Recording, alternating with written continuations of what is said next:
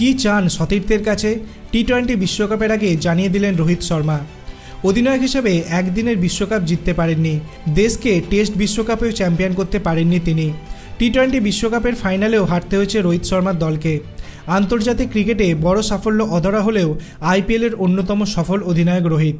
কয়েকদিন পরেই টি-20 বিশ্বকাপ, তার আগে জানিয়ে দিলেন কি চান তার সতীর্থদের কাছ থেকে। ইংল্যান্ডের বিরুদ্ধে দ্বিতীয় এবং তৃতীয় টেস্টের মাঝে 10 দিনের বিরতি থাকায় ভারতীয় দলের ক্রিকেটাররা বাড়ি ফিরে গিয়েছেন। শুক্রবার মুম্বাইয়ের একটি অনুষ্ঠানে যোগ দেন রোহিত। সেখানে নানা প্রসঙ্গে কথা বলার সময় তার নেতৃত্বের প্রসঙ্গ ওঠে। তা নিয়ে সোজাসুজি উত্তর দিয়েছেন ভারতীয় দলের অধিনায়ক। তিনি বলেছেন, অধিনায়ক হিসেবে ক্রিকেটারদের আত্মবিশ্বাসী রাখতে চান সবসময়।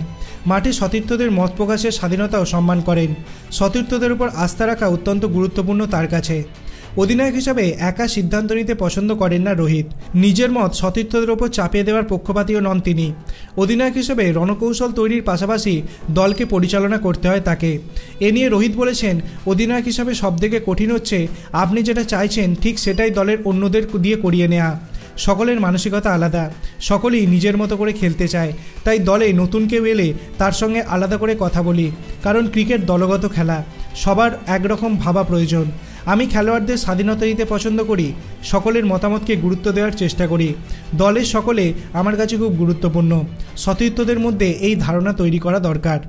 একটা বা দুটো ম্যাচ খারাপ পারফরমেন্স নিয়ে বিশেষ মাথা ঘামাতে রাজি নন ভারতীয় দলের অধিনায়ক। রোহিত বলেছেন, ব্যাটিং অর্ডারে 6 বা 7 নম্বরে নেমে কেউ 10 বল খেলতে পারে এটা বড় নয়, তার ভূমিকাটাই আসল।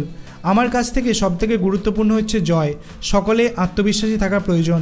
দলের 11 জনই যাতে নিজের সেরাটা দেয় সেটা নিশ্চিত করতে চাই, কারণ ভালো ফলের জন্য দলের সকলের অবদান প্রয়োজন। অধিনায়ক হিসাবে সতীর্থদের সঙ্গে কতটা মেশেন? রোহিত বলেছেন, চেষ্টা করি সতীর্থদের ঘরে গিয়ে আলাদা করে কথা বলতে।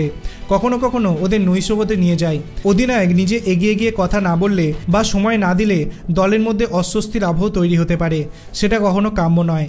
তাই দলের সকলকে সমান গুরুত্ব দেওয়ার চেষ্টা করি, সকলকে তাদের দায়িত্ব বুঝিয়ে দেওয়ার চেষ্টা করি। চ্যালেঞ্জিং পরিস্থিতিতে এটা খুব গুরুত্বপূর্ণ। দল থেকে কাউকে বাদ দিলে অধিনায়ক হিসাবে সেই খবর পৌঁছে দিই নিজেই। রোহিত চান সতীর্থদের সঙ্গে বোঝাপড়া স্বচ্ছ রাখতে। তিনি বলেছেন, কাউকে বাদ দেওয়ার পরিকল্পনা হলেও আমার কিছু দায়িত্ব থাকে। বাদ পড়া ক্রিকেটারের আত্মবিশ্বাস যাতে নষ্ট না হয় সেটা নিশ্চিত করতে চেষ্টা করি।